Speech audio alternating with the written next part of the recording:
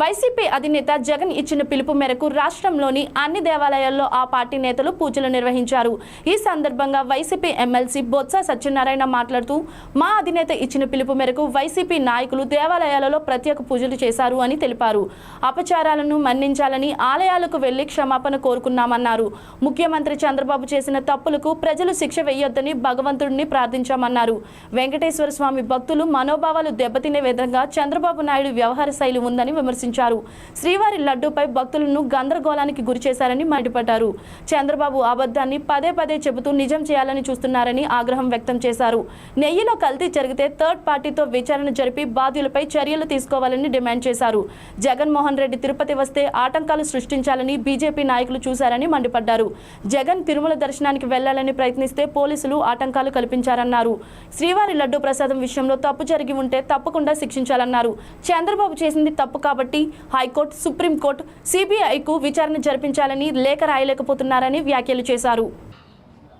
దేవదేవుడు వెంకటేశ్వర స్వామి ఆలయాల్లో, రాష్ట్ర వ్యాప్తంగా ఉన్న ఆలయాల్లో చంద్రబాబు నాయుడు గారి తాలూకా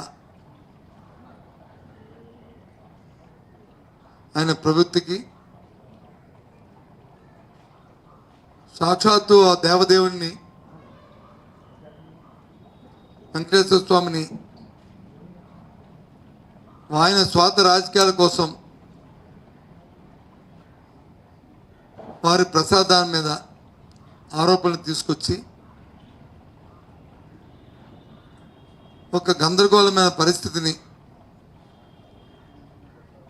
భక్తుల్లో కల్పించిన నేపథ్యంలో ఇవాళ మా అధ్యక్షుడు ఇందాక చెప్పిన విధంగా మా పార్టీ ఆ దేవుని దర్శించుకొని ప్రార్థించుకొని, అయ్యా ఈ అపచారాన్ని మన్నించు, మా ముఖ్యమంత్రి ఈ రాష్ట్రంలో నీ మీద వేసిన నింద్ర నిరాపణలకి ప్రజలకి ఏ ఇబ్బంది రాకుండా చూడు, ఇది వ్యక్తిగతంగా ఆయన వ్యక్తిగతంగా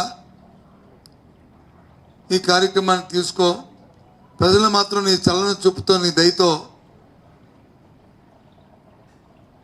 వారందరికీ మంచి జీవితాన్ని ఇవ్వమని ఆశీర్వదించమని మేమందరం ఈ రాష్ట్ర ప్రజానీకం తరఫున కోరడం జరిగింది.